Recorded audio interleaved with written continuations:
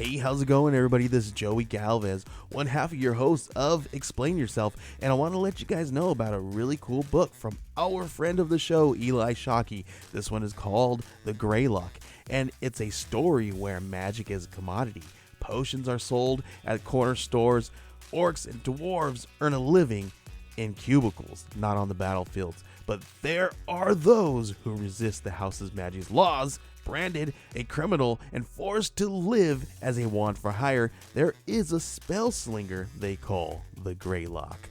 Check this one out. You guys can pre-order issue 3 right now with code JAN241939, and make sure you guys are heading over to your favorite LCS and letting them know that you want Greylock number 3, and maybe pick up the first 2 issues. You could do that at the Scout web store. So make sure you guys are grabbing the Greylock number 3, JAN241939 at previewsworld.com.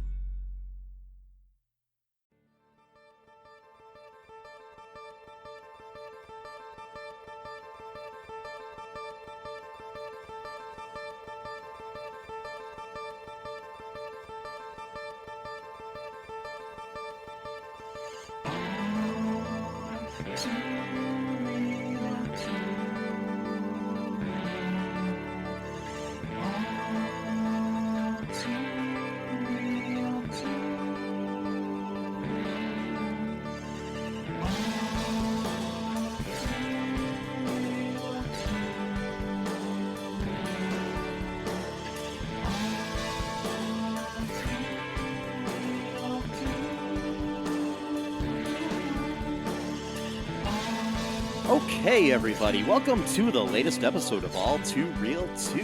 My name is Michael Lee Collins II, and with me, as always, is... It's Sesame, Stop Slut-Shaming Women, Encarta. Is that like one word? No, it's like... Several middle names? The middle name is... The middle name is Stop Slut-Shaming Women, in quotation marks. That's the middle name.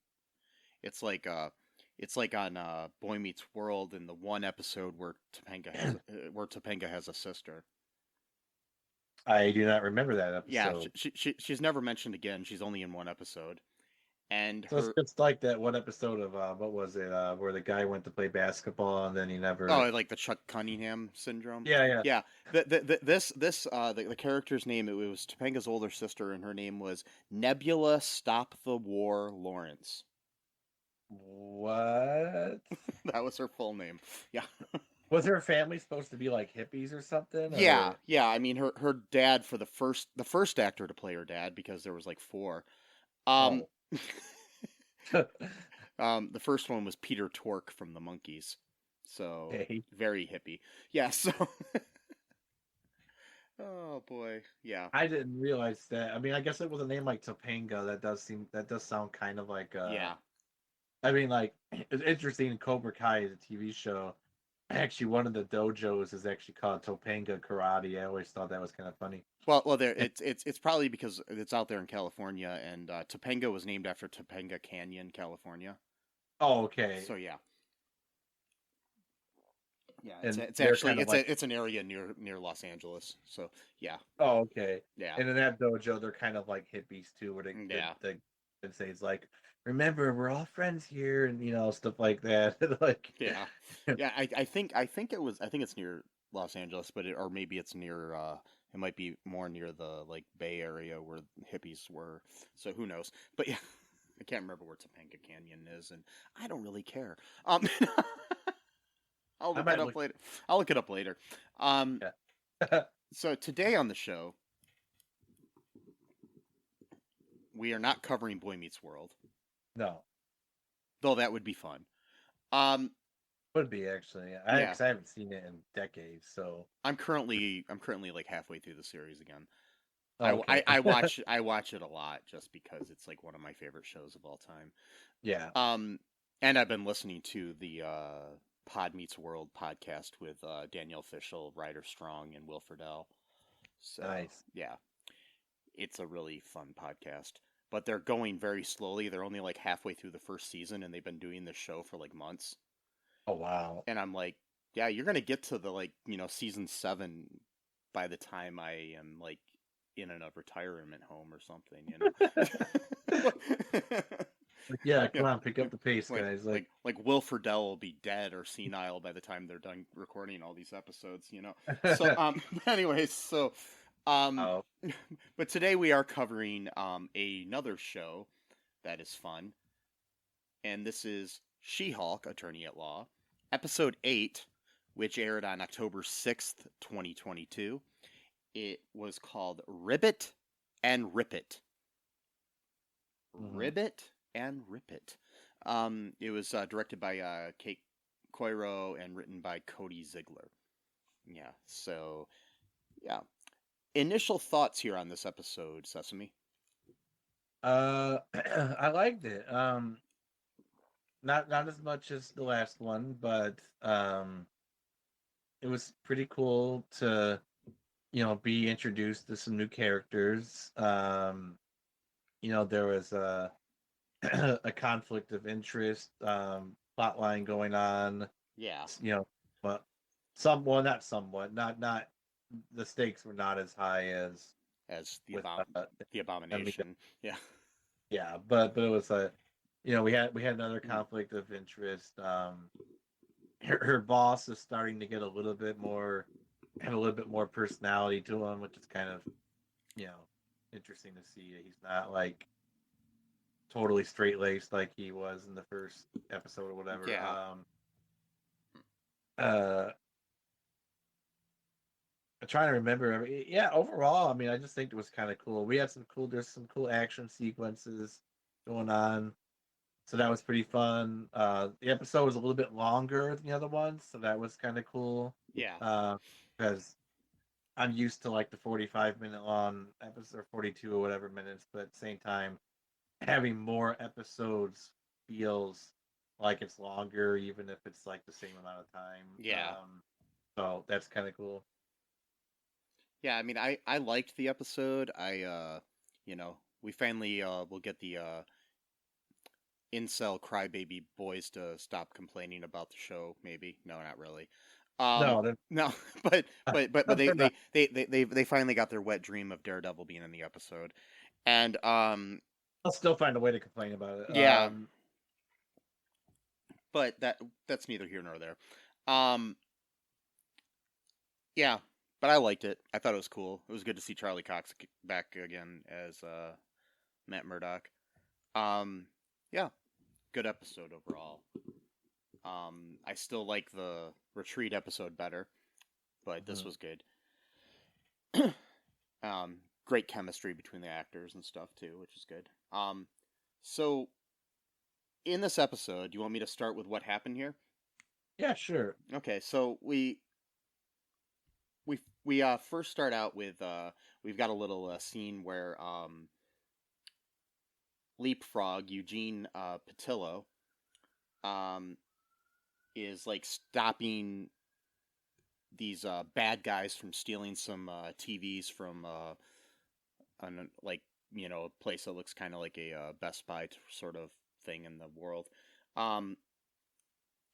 They're he ends up he goes to Jen to represent him because he had a faulty super suit, which was supposed to not. It was supposed to be fireproof up to like 900 degrees or something, and yet it caught on fire when he was trying to, be the vigilante and take down these bad guys. Anyways, there becomes a conflict of interest here when we find out that the suit was designed by Luke Jacobson, and who also makes suits for She-Hulk. And so she has to represent and basically sue her tailor. So, or at least try to get him to, yeah, or get him to settle. And plus he also made Daredevil suit because they showed that in a previous in episode. one of the episodes. Yeah, that got everybody, all bonerific for Matt Murdock to come on, and then he didn't for a few episodes, and everybody got, oh, they're just trying to fool us. He's not even going to be there. It's like they showed him in one of the trailers that he was there, and then Yeah, but I mean, the thing is, it's like watching the Drew Carey show and being upset that Lewis isn't in an episode. yeah. Well, that's the whole thing. Is like the show is called She-Hulk. Exactly. And then we had 2 episodes straight in a row where Juan was like a major character in it. I think it was 2, or maybe it might have been even 3. I don't remember now. But 'cause we had the yeah, I think it was 2 because It was 2 that he showed up, like one where he was a major character in it, the other one where he was like a semi-major character in it. he was So, like a sort of yeah, and then so episode 3 was the one where she was fighting demons and stuff, I think. And then he was like, a major. So, and she even mentions too, like who's, remember whose show this really is, which is interesting because again, it kind of proves the point, of these incels and whatnot, and these people who like don't want women in comic books because, well, they'll say, well, it's not that, it's just that we, want them to be exactly the way we want them to be, which is whatever. It's like buying that one Counting Crows album that had that Big Yellow Taxi song on it that Vanessa Carlton sang with them on, or was it was Vanessa Carlton, I think, or was it? Yeah, it was. But you get the album and you realize, wait, that's only the single version. It's not on the actual album, and you're really upset.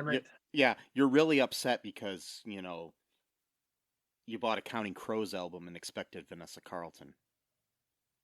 Right. So you're buying She-Hulk and expecting Daredevil. Right, or whoever else. It makes no sense here, people. It's called She-Hulk Attorney at Law. What's interesting though about that though is too, and that's the point I'm trying to circle back to. I'm trying to emphasize, I'm trying to explain this better than I am. Is that so? The show is called She-Hulk, and ostensibly it's supposed to be about her, but like the show has given so much of its time, to other characters. Yeah. Which all shows do this to some extent, but like not to the degree that I have seen, at least in any of the other shows. I don't know. I think they give her a fair amount of screen time in comparison to like Miss Marvel or other characters. Well, I don't know. I just think that like even with that, where it's not just all She-Hulk, it's still not enough because it's a show about She-Hulk. Like so basically, some people will not be. That's the point I'm trying to make. Some people will not be satisfied unless there's a show called She-Hulk where she only appears like in one episode. Oh yeah. Because, God forbid you have a show about a woman character where she's like the main or the overwhelming main. They would prefer the show be all about men, basically.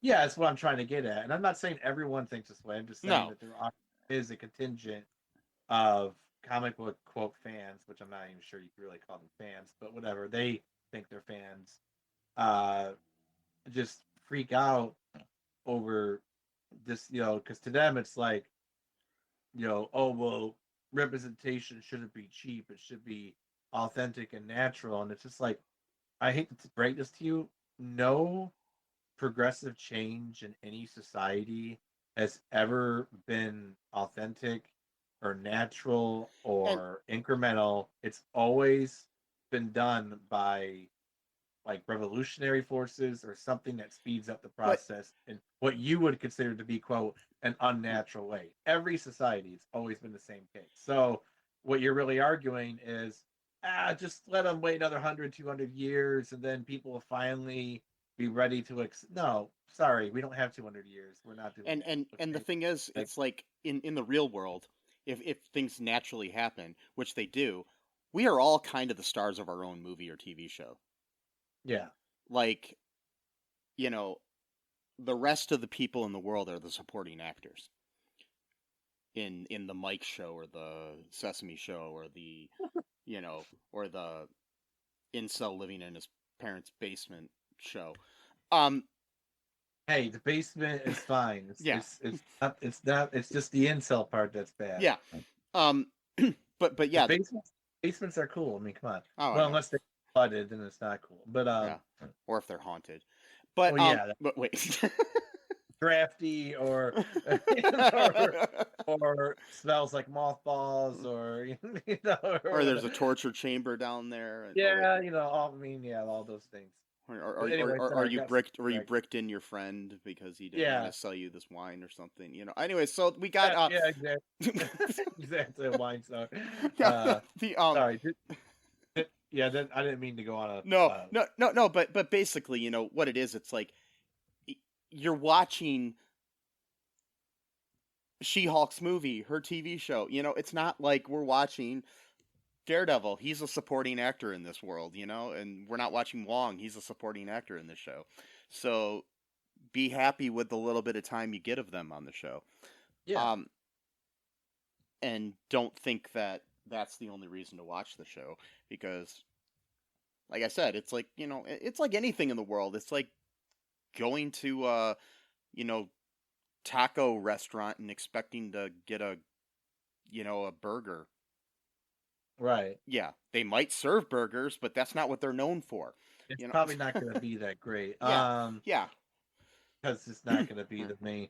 Yeah, and plus too, if people just gave the show a chance and just watched it all the way through, it gets better with each episode. I mean, it's a slow burn, obviously. Is it the best show? No. Are there major flaws? Yes. But so are there with, everything out there. There's major flaws with Stranger Things. There's major flaws with Game of Thrones, I assume. I've never seen it. But you know what I mean? It's like whatever people like, there's flaws with it. Me either. I've never seen a single episode of Game of Thrones. But I'm assuming there's something wrong with it because people complain about it. So I'm just saying.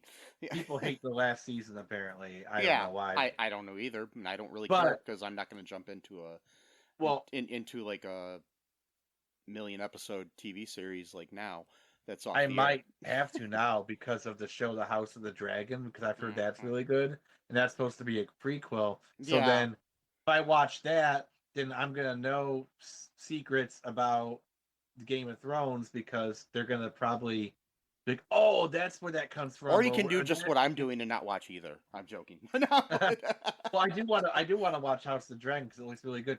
So I might have to just bite the bullet or the razor or the axe or whatever they do when they torture people in that show or boil them alive or whatever, that I'm going to have to go sit through like 80 episodes that are like 50 minutes long. Yeah. Just then watch House of the Dragon. Which by that time will be in its third season. No, I'm probably. I don't watch long TV shows. That's the thing too. Yeah. I know at first I was kind of pissed that She-Hulk episodes were too short, but now I actually like it. Yeah. So I'm like, 25 minutes, I'm done. Cool. I don't need to watch this for another 20 You can minutes. go on with your life and do other things that day. Yeah. You're not sitting down and like having to make an appointment to watch a TV show. Yeah, exactly. Yeah. Which has its benefits and its downsides, because appointment television is okay too. Yeah. Anyway, so back to the show. Yeah, sure. we get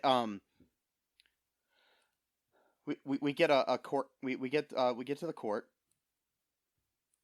We have a because she can't. First, she tries to get Jacobson to settle. He won't do it, and then he basically says, "Fuck you! I'm not making you a dress." Right. Because I hate you now. And so we end up in the courtroom. Jacobson's sitting there by himself. Leapfrog and Jen are at their little desky desk. And desky desk. Yeah. And they then in walks Jacobson's lawyer after the he's a little late. And it's Matt Murdock. Who we've all been waiting for. I mean, we saw him in Spider-Man No Way Home. Yeah. We're like, yes. And so during the during the court hearing here,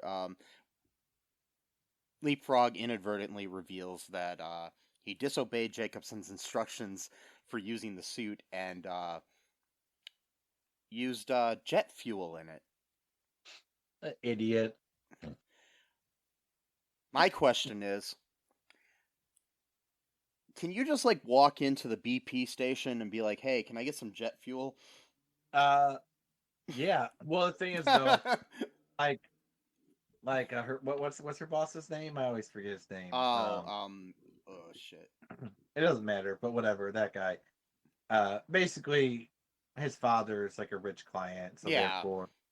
therefore his son. He probably has connections to get jet fuel. So he probably just found some broker or something, whatever. But I was asking for personal reasons here. Can I walk over to the BP station or the Circle K or something and get myself some jet fuel?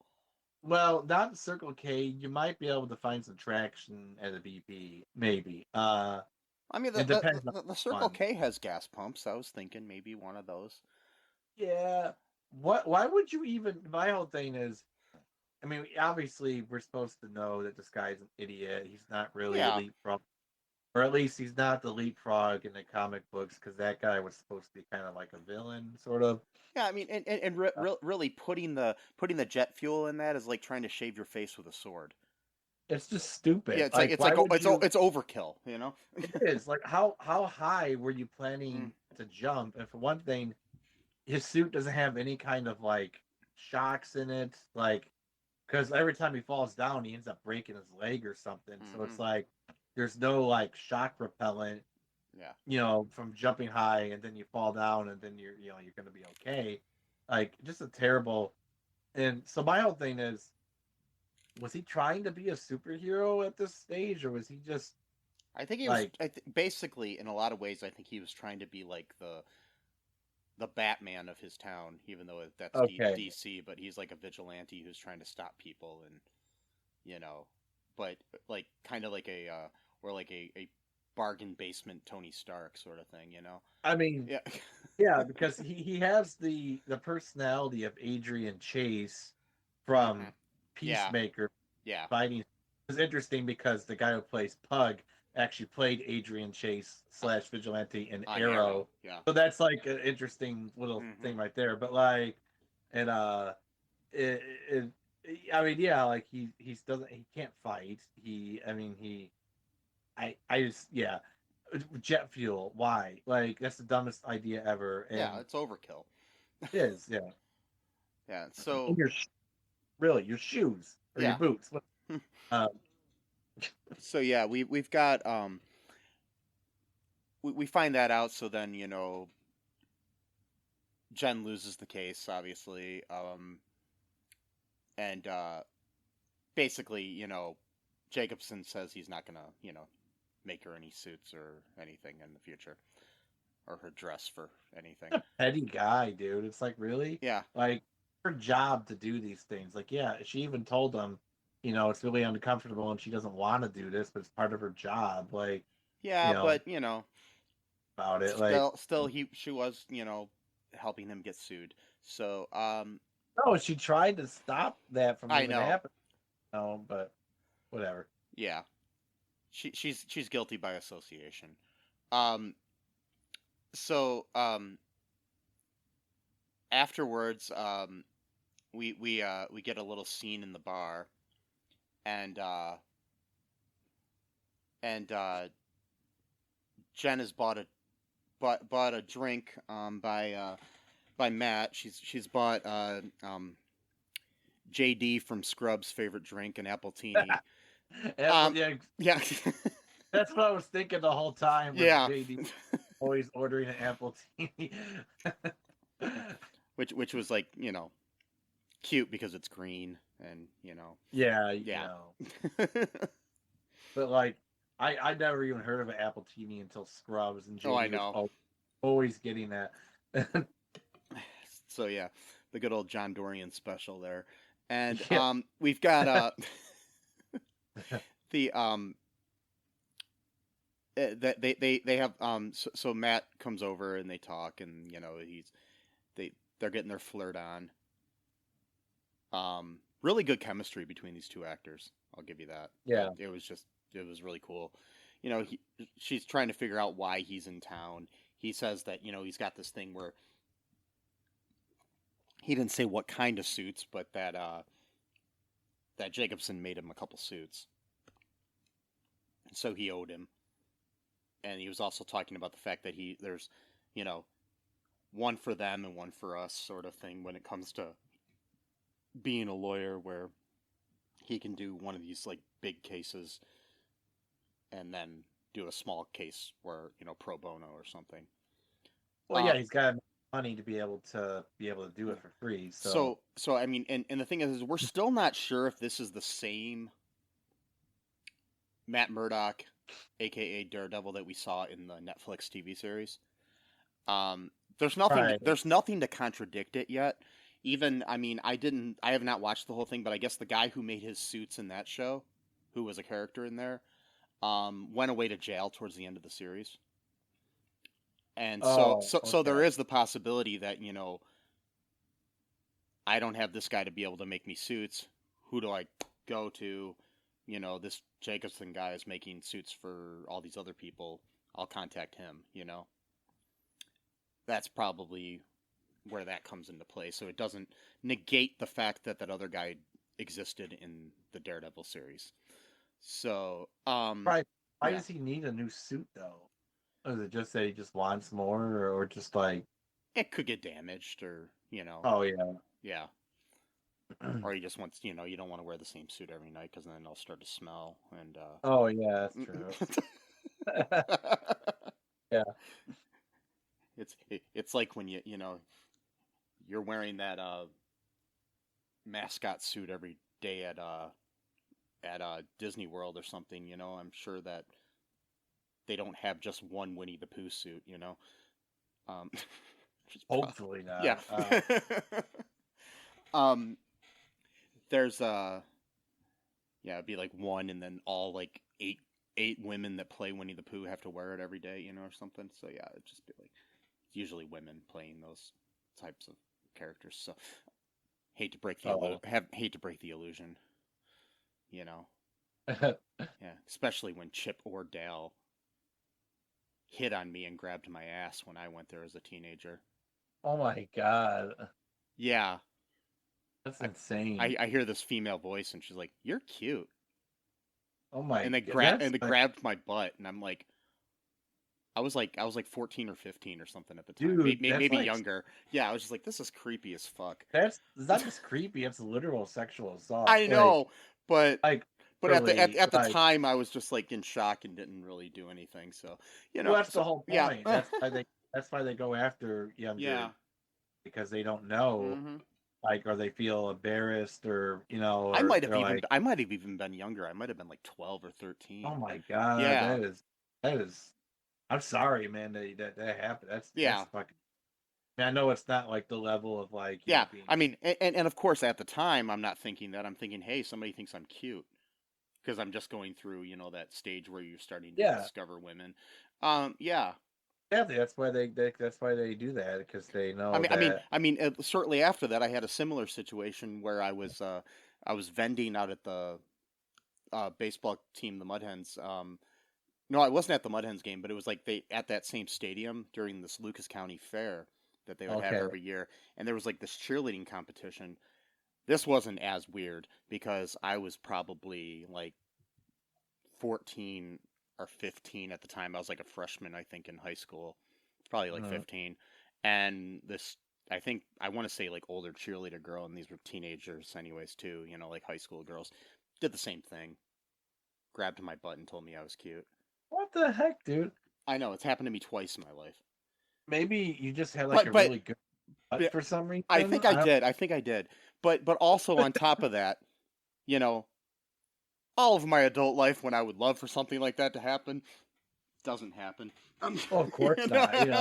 It's always got to be at the wrong time and with the weirdest people possible. Yeah. Why would it be normal in any sense of the word? It's got to be as traumatic as possible. That's the the way of the world now. So Yeah. for the past 30 or so years. Yeah, I was And gonna say the way of the world in the '90s as well, or whatever, the early '90s. well, it's Yeah, just so been yeah. progressively getting worse, you know. So, anyways, back to She-Hulk, Back to she. someone who's never gonna grab your ass without permission. Yeah, exactly. Well, because she cares about consent Yeah. and And she knows the legal ramifications of this situation too. The the so basically we have this situation where they're getting their flirt on um at the bar. Matt gets called away, and then Jen gets a call from this Todd guy, this ugh, that losery guy yeah. who's obsessed with her, But and apparently super rich. and basically just takes her to dinner to let her know, also because he's worried about getting sued, that he has a Wakandan spear made out of vibranium. Um, and then he does the whole like Wakanda forever thing. Ugh. Really creepy. And he says he's being sued because it's cultural appropriation, and they stole it was stolen by colonizers from Wakanda. Which is, it's really interesting that this happens this same week that Last Week Tonight with John Oliver, Yeah. the whole episode that he did this past weekend was about that topic, about how all these museums and galleries around the world have stolen artwork and artifacts and stuff from different cultures. Yeah, I mean it's literally Yeah. stolen. Yeah. But with Matt though, well, not Matt, with Todd, ugh, Yeah. I even compare myself to this guy. Ugh. Yeah. Todd, yeah, he's super rich, but like, how was it stolen? Because I thought Wakanda is supposed to be like the most powerful nation on Earth, the most technical. Like, how could it even be stolen? It was stolen by colonizers, so it could have been that it was like it because Wakanda's in Africa, so it's near Yeah. other African areas, so it could have been that maybe it was left behind in a war Okay. and then they stole it, but it still belongs to these people, just like the sad thing is I recommend everybody watch that episode of Last Week Tonight, because they show things like where there's like Native American tapestry, and I don't know what all you want to call it, but like artifacts from Native American culture, that these museums are saying that, oh, we're putting it in these museums so more people can see it, but most of the stuff has been sitting in the basement storage of museums for decades, Right. where no one can see it. Yeah, exactly. It's like, yeah. I mean, they're just trying to save face, or like Yeah. the other thing too that always kind of freaked me out was like when they would name like military weaponry or something after Native American stuff, like the Apache helicopters. It was just like Yeah. almost like their way of like they have this twisted view. All right, so like I know it's another tangent. I'm sorry, but this Well, that's is like fine. they have this twisted view where like they they have like this weird like begrudging respect for like the conquered. So like they're like, oh, they fought valiantly and but we beat them, but like we're gonna name our stuff after that. It's just like a weird Well, it's the same thing like like the Cleveland Indians or the Washington yeah, Redskins or something, where yeah, they take a name that neither one of those names were even appropriate for those people, um, yeah, and put them onto their teams. And same thing, like a lot of colleges have now started changing their names, but used to be like the named after whatever Native American tribe was in that area of the college. Like, we built this college on the land we stole from this Native American tribe, so we're going to name our mascot of our football team after them. yeah. It's just really it's like super bizarre and like but like they try to couch it in terms of like we're not doing this to like insult them. We're doing this to like pay them honor and respect. It's like You know what? One way of honoring and respecting them could have just been like to not kill them. Like that would have been one. Or it just pay them back somehow because your ancestors did that to them. yeah. It's like people It just don't understand that. is Um, in a different context. It kind of reminds me of Gangs of New York, where every year Bill the Butcher like does tribute to the guy he killed. yeah. It like you know what I mean? It's just a weird like people are weird, dude. Like I don't know what else to say. Well, it's kind of the trophy sort of thing too, in a way. I mean, even though it's not a physical trophy, but it's also like we conquered this land, so or these people, so we're gonna name our sports team or our helicopter after them. Right. And it's kind of like when a serial killer is like, oh, I'm gonna collect the pinky fingers from all the women I killed or whatever. It's like it's kind of a weird, Right. yeah. But that's usually just like a way of like memento or domination. Yeah, But like people also mix in that like they're also doing it for respect. So it's like a combination of yeah. we these people we're gonna name our shit after them to like humiliate them, but also we're doing it because we respect them for being brave and fighting valiantly. It's such a like It's the same thing.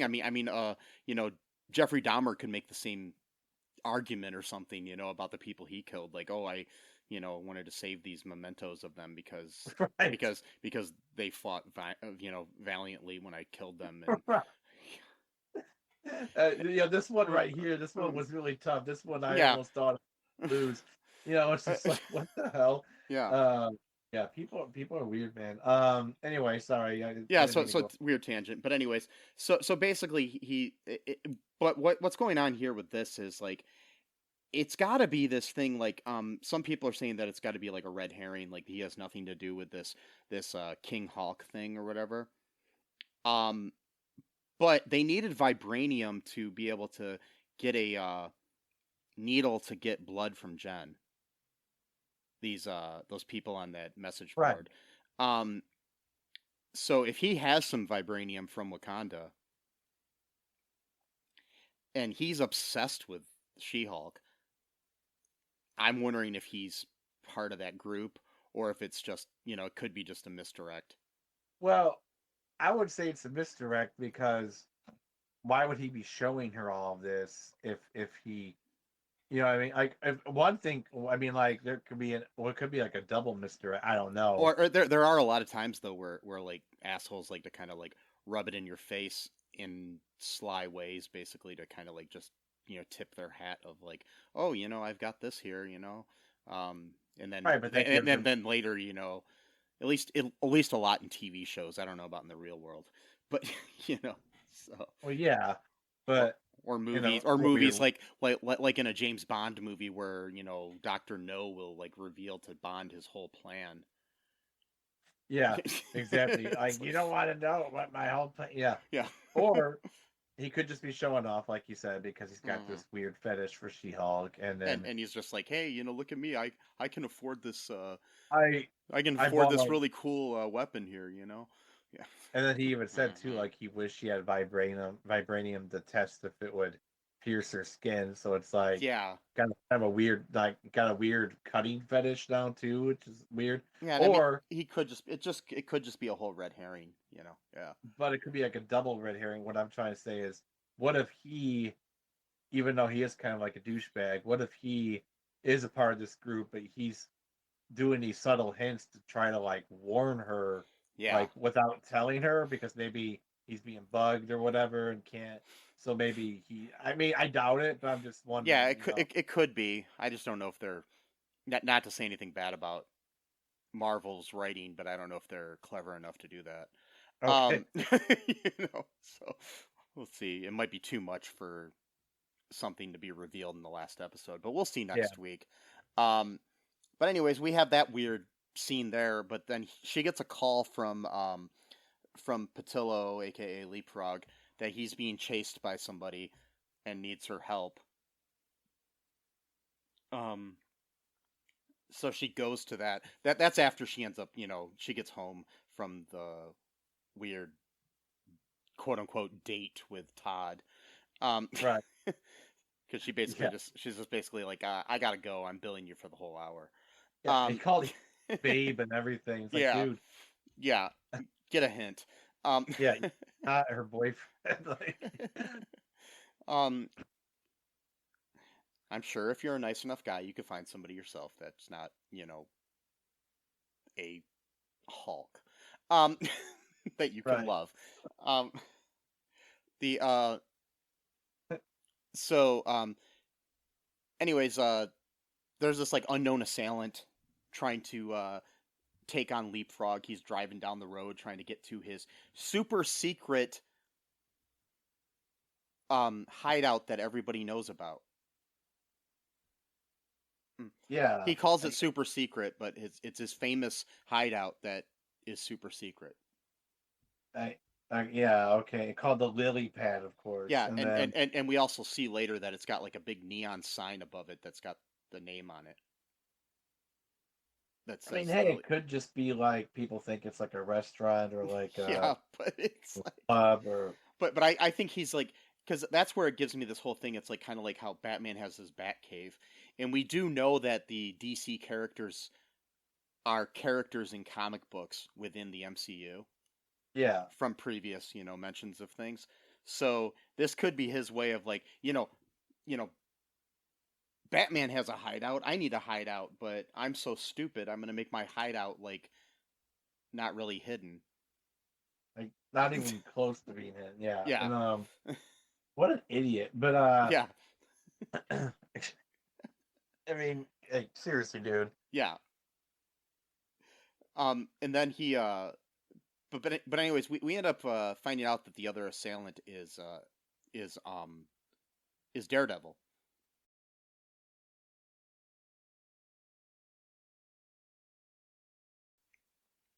And he gets in this big fight with Jen. We find out that she's we find out in the end because he she stops him from like basically being able to use his hearing, his sonar sense sort of thing, um, by doing her clap thing. Um, Oh yeah. yeah, and she takes off his mask and realizes that it's Matt Murdock, and then they have this like nice little like um, talk here, and then she helps him fight, ends up releasing. We find out that Leapfrog has kidnapped Luke Jacobson and is making him make him a suit. So we go down into the lily pad and they release Luke and basically in the end Luke says that they're even and that you know that he'll make her dress for her. So then we have like this little scene on top of the building where Matt and Jen are flirting with each other, and then says, "Hey, maybe next time I'm in town, I can take you out to dinner." And then she just basically says, "Well, how about?" And then we cut to them basically having about to have sex in her apartment, and Right. then Matt's doing the whole walk of shame the next morning, carrying He his looked carrying very his interesting in himself.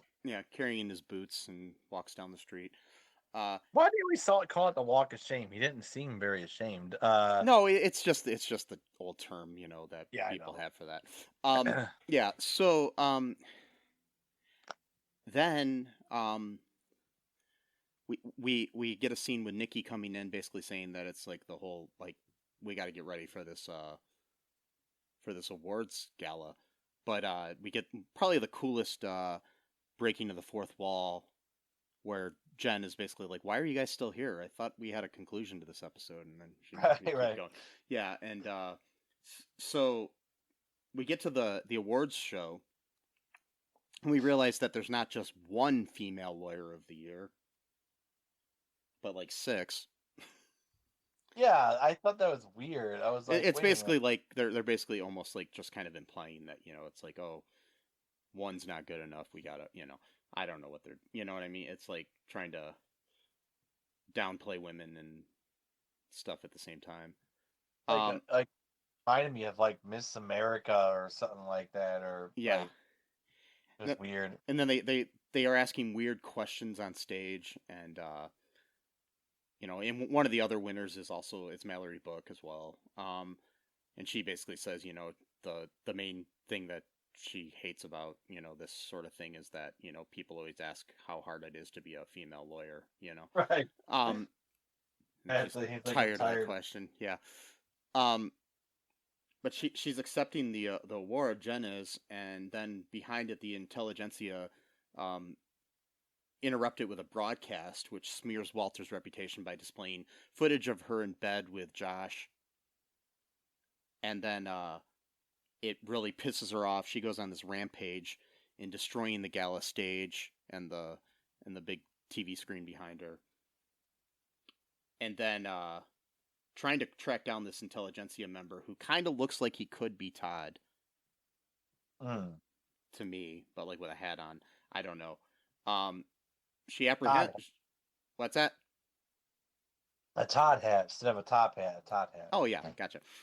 And then yeah, or maybe it's the Todd from Scrubs to bring that. The up. Todd. Yeah, I was thinking about that. No. I don't know. The Todd reformed himself later on. He Yeah. became more of a feminist. So Yeah, it took like 8 seasons, but like it does.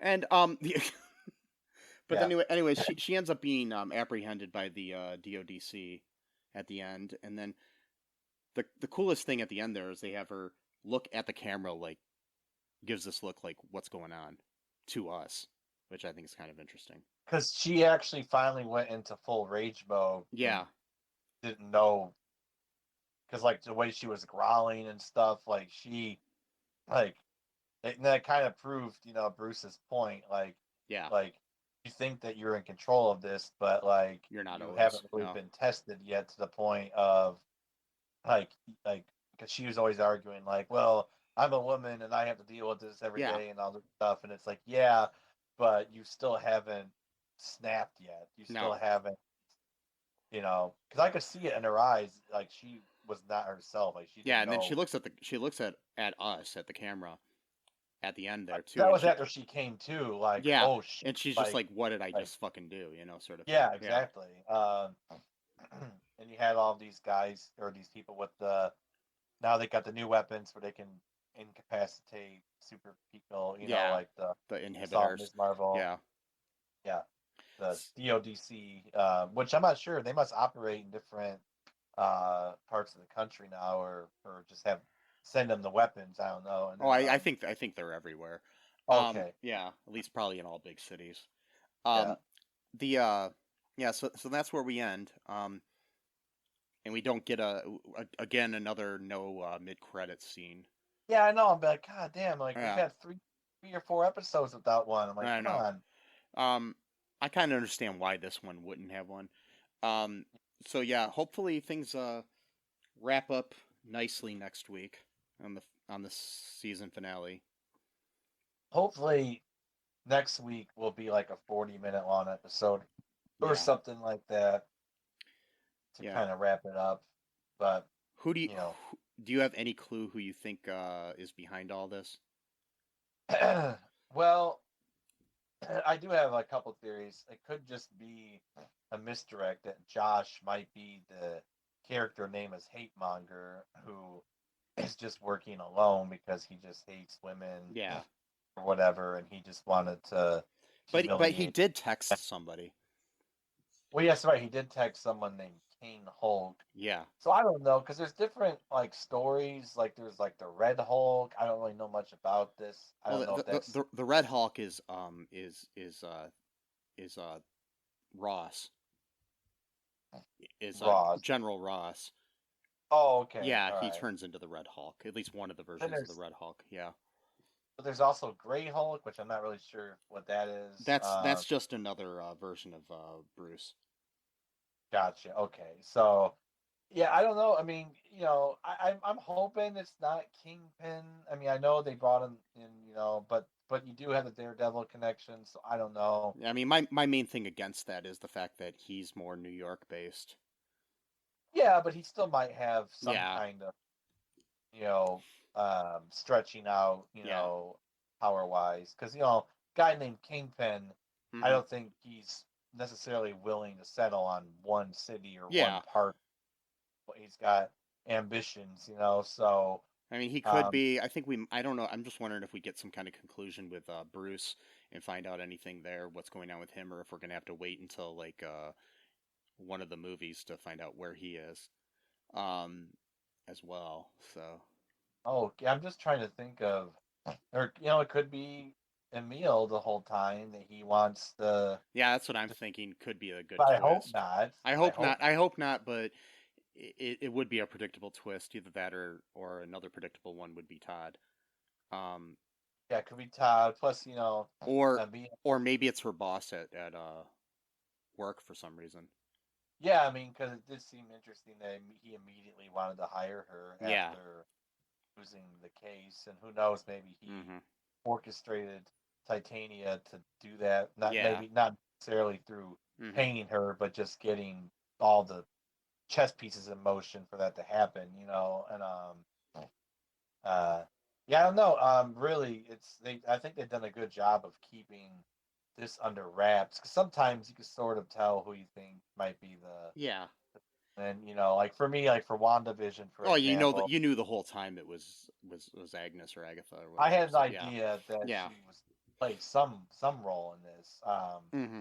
I mean, even when everyone was talking about Mephisto, like, Yeah. yeah, well, maybe she's working for Mephisto, or maybe she's working with him, or Yeah. whatever. But yeah, with this show, I'm really stumped. I mean, And, Josh and that's a definitely it's a good thing, involved. Yeah. Yeah, it is. I mean, Josh is definitely involved in some way, and probably Todd, or Todd could just be a weird dude with a fetish for a lot of money.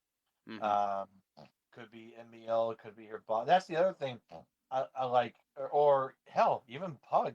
He Yeah, hasn't that's been in the another last thing. few episodes, Yeah. so um, that would be a good twist, right? Because in the comic books, he's a good guy, but they could change it. Yeah. You know, It could be he could be like, maybe Mallory's behind the whole thing somehow. I well, don't know. that's done too, because so it's like, or fuck, even Nikki, her Yeah. paralegal. That would Mm-hmm. be the most heartbreaking of all, Yeah. though. I would really hate it if they went that way, because like her best friend, or fucking Ched, because Ched is always like in all these episodes, he's just like her random cousin. And am I wrong, or is there a Yeah. comic Did book? you know I missed something when he was a DJ at that wedding? Yeah, His shirt said he's the Incredible Hulk. yeah, I saw that. He called himself that too. And Yeah, I thought that was hilarious. so, I mean, he was Yeah. just doing that for a pun, but still, it's like, Yeah. I doubt I I doubt think it would be Ched. That'd be a weird one. But it would, it could but be. Who knows? Maybe it's her dad. I'm joking. no, it's not her dad. Don't throw Cousin what's his Larry. name? Yeah, don't throw cousin Larry under the bus. Uh, You know what they should do? They should introduce Balky at the end of it, and he's the one that's just chilling this entire time. He's Bronson like, yeah, Bronson Pinchot comes in. Yeah. my cousin from Sokovia just moved here. He's actually behind it.